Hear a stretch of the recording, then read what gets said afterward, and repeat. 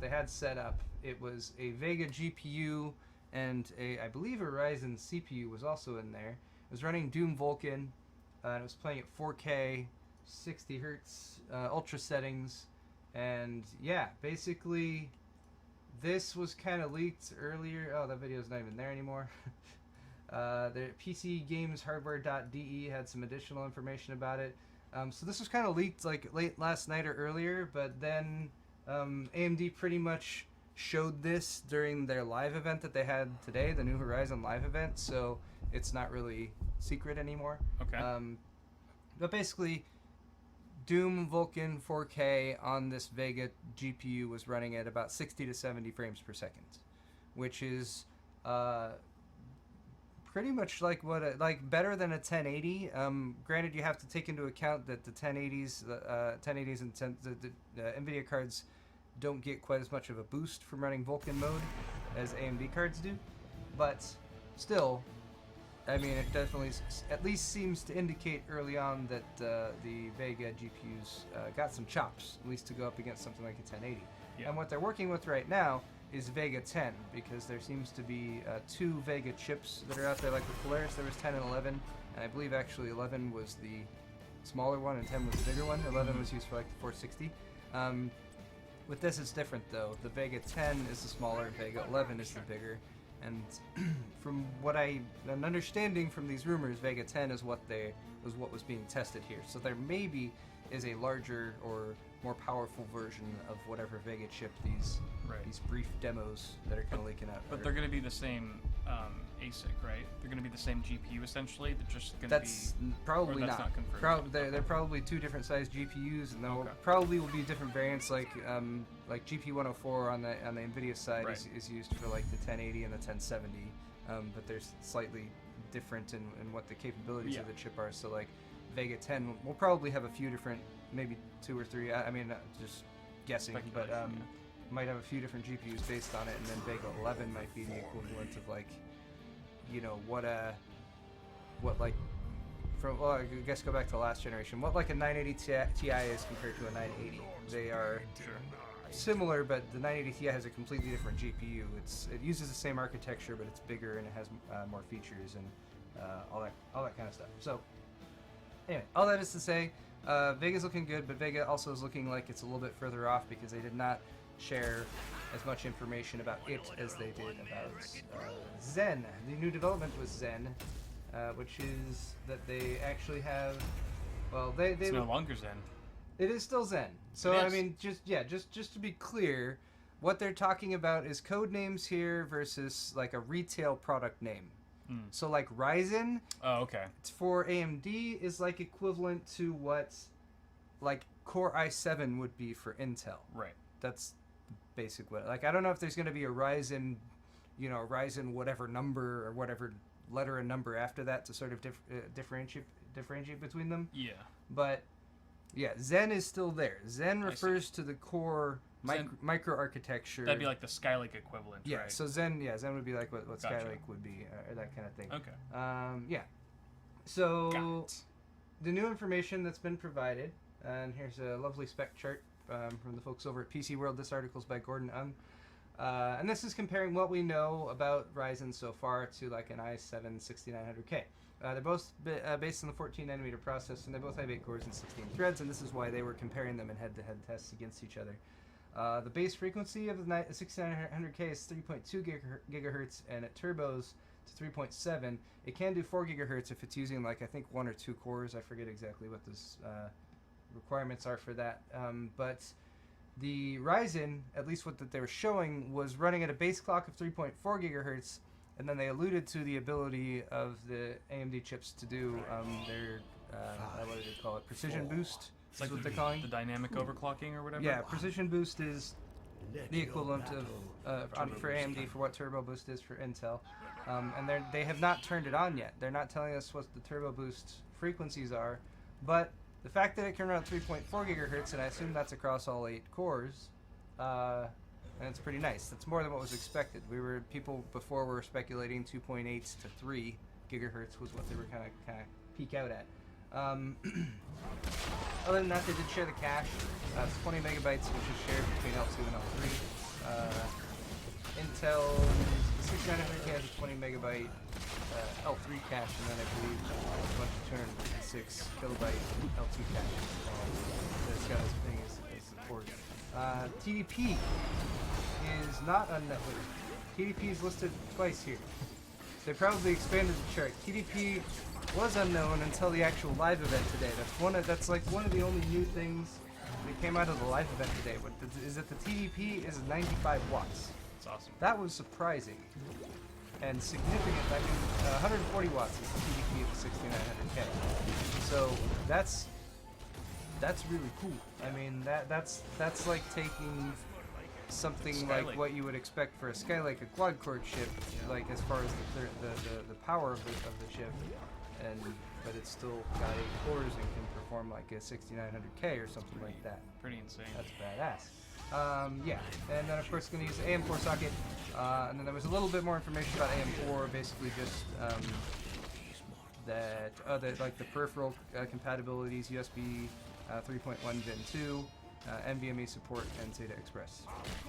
Those are confirmed. Before they just said like next gen I/O. Right. Will also be included. So yeah, there it all is.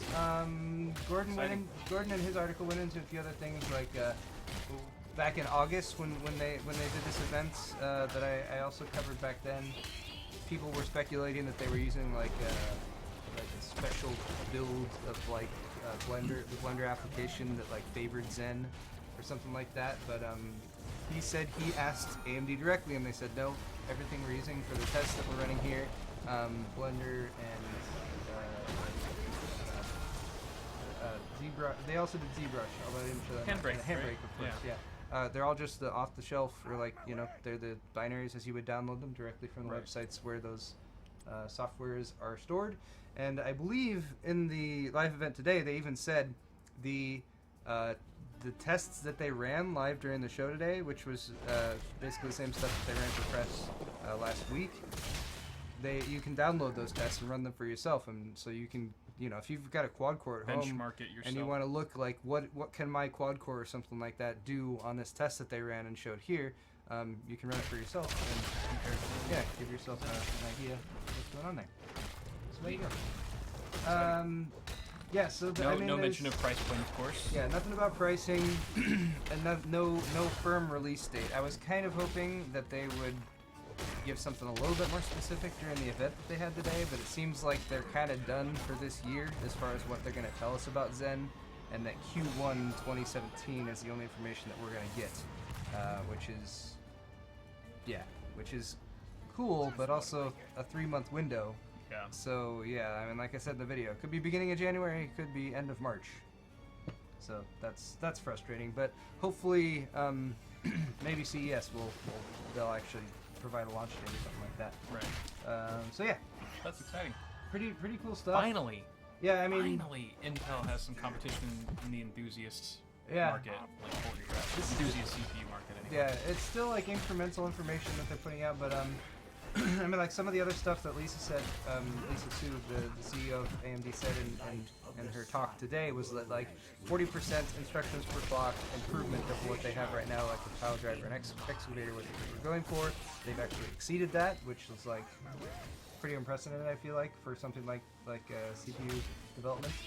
And yeah, and then again, that 95 watt TDP, that's here, cool. Can you tell us this, just for the people in chat, and for myself, quite frankly, are there things that you learned at that press conference that you cannot tell us now? Or has everything that's already been at that been released to the public? There's more stuff. There's more stuff, okay.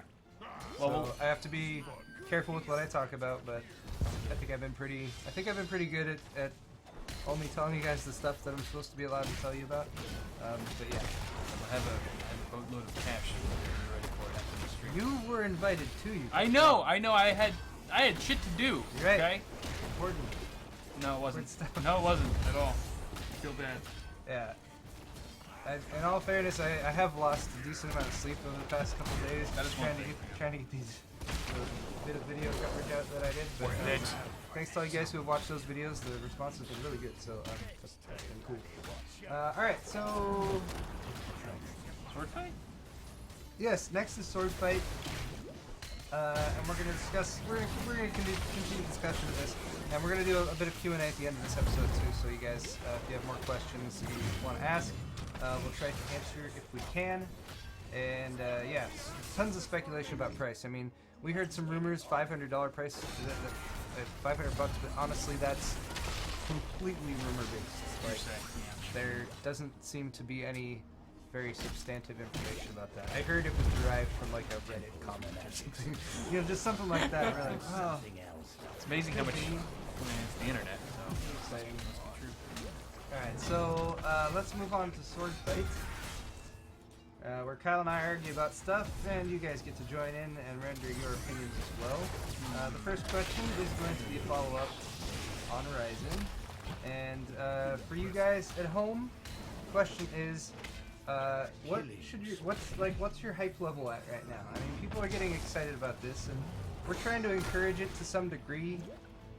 I feel like there's pros and cons to like the hype surrounding something like this, but I mean it's exciting because it's been so long. Really, I feel like since AMD had something like this to provide to people. So we got options here. I went from like top to like the most to the least. Okay. Off the charts, over 9,000 train tickets purchased. Too damn high or zero. Quite a gap there between the last two options. Well, I was figuring too damn high is like, I don't know.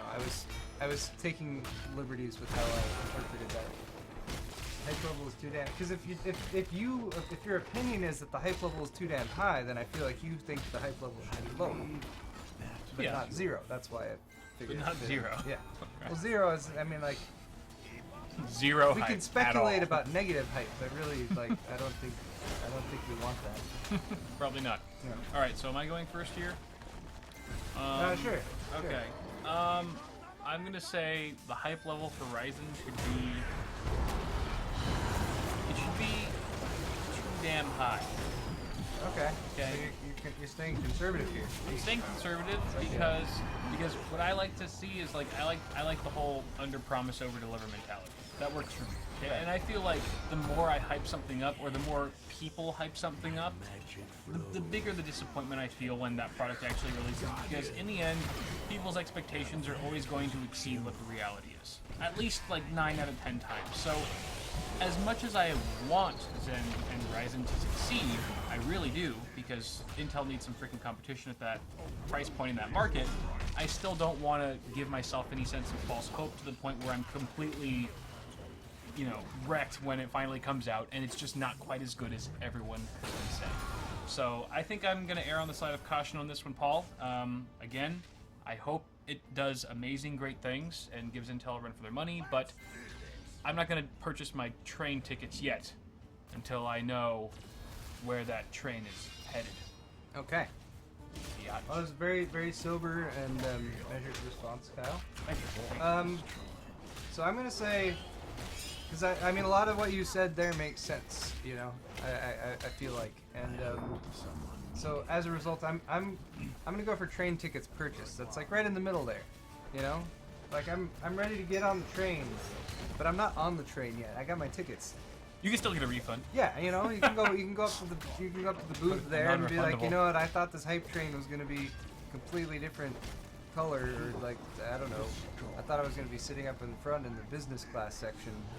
They have that on trains. They do. And yeah, so like Kyle said, I definitely think that there is some benefit to taking a measured approach to something like this, not getting too overexcited. But you know, I saw some of this stuff that they were telling us about firsthand, so I can't help but having a little bit of excitement there, a little bit of fire lit under the ass. So, you know, I'll buy the ticket. Am I gonna take the ride? I don't know. That still remains to be seen. But Is that a Timothy Leary reference? buy the ticket, take the ride. No, was that Timothy Leary? Or was that? Might have been. I don't know. Alright, so yeah, so I'm excited, and I think there's some cool stuff coming, and definitely what they've shown us so far has been very exciting. Oh, Hunter S. Thompson. Sorry. Oh, it's Hunter S. Thompson? Yeah. Oh, alright. Yep. Well, there you go. It was someone in that general culture. All right, let's see what you guys think. Yep. That is next. What should hype level be? Hype level should be over 9,000. The most meme-orific one, obviously. That was true. Should have gone with the most meme-orific There were quite a few option. hype levels. All right, so a good third of you. What? Oh, I was gonna say we practically tied, but you still out. Yeah. Out. Right in there. I won by 1%. Yep. About 6 votes as of this one. You know, this straw poll will stay open though, and I'm sure people will be referring to it for years to weeks come. and yeah, probably years to come. So everyone, please, if you're watching this in the future, feel free to go down there and vote. These are linked in the description of the video. And over 9,000, I think that's a good hype level. I think AMD would be excited about that. Let's shift gears if we may, briefly. Wait. And perhaps solve. Donations. Let's do it after this one. Okay. Because that'll be a midpoint. All right. Midpoint of the show. Go ahead. All right. This is pure. This is a very selfish thing I'm doing here, but I need to figure out what to buy my wife for her birthday.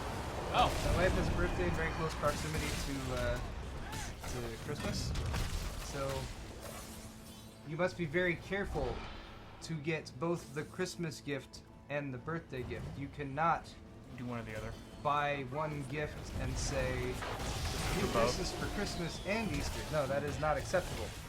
So I have quite a few options here that you guys can vote on, but really, honestly, what I'm looking for is recommendations in chat. This was what I could think of, and I feel like if I could think of something, then other people would have kind of chimed in. You definitely need a puppy because you Yeah. only have 2 of them right now. Alright, so I'm gonna go first. I'm gonna say Overwatch in-game vanity items because she likes to play as Diva, What a diva. but I don't think she has all of the skins Ah. for Diva yet, and there's some pretty cool ones, especially the legendaries. So I could either get her like a bunch of loot boxes. You know, I think you can just do that, right? You pay and you get like 40 or loot boxes or 100 loot boxes. Mm-hmm. Or you can buy. I think you can just buy the credits that you use to buy things, right? Yeah. In the game, Mm-hmm. and then she could just buy whatever wanted. It's almost like getting her a gift card to like a store she really likes, except it's a video game, and she can buy things in the game. Digital things. Yeah. And she loves Overwatch, so Damn it. there you go. Why'd you have to pick that one? I actually kind of agree with that. Really? Yeah. Okay. I mean, I don't. You're wrong, and for many reasons. Because you should buy her the thorough rogering. Thorough rogering? Yep. I don't have to buy that. Oh, you should have. I you can provide. get it for her. I can provide that free of charge. That's true. See, the best things in life you are can't- really you free. can't buy credits, just the boxes. Oh, really? Says Spider, and I believe him. Just the boxes. Okay. He knows. Yeah. Diva Spider- has a legendary Spider's emote. shit. Oh. A legendary emote. Hmm. Well, there you go. But I was gonna say the thorough rogering because the best things in life are free, It's true. and that will be. Because you buy her the diva stuff, you buy her the in-game purchases. Yeah, she'll like it in the moment. Babies. It'll be fleeting. And But then- if you give her a thorough rogering for her birthday, she will remember that for life. And she's going to repay you with a thorough rogering later in the future. Well, there you Because go. she'll constantly, it'll be like a It's drug. reciprocal. You're like giving her a drug. You want to get her addicted to the rogering, so then she just comes back for more. You know, she's just fiending for it. So it's actually like the gift that keeps on giving back to you. That's a good suggestion. I'm gonna read some of the suggestions in chat. Concert tickets. That's actually a good one. Oh, yeah. A male prostitute. Consider it. Get her a will to live. That's what I want. Wow. Nintendo Classic, maybe. Nintendo Classic. Wait, there's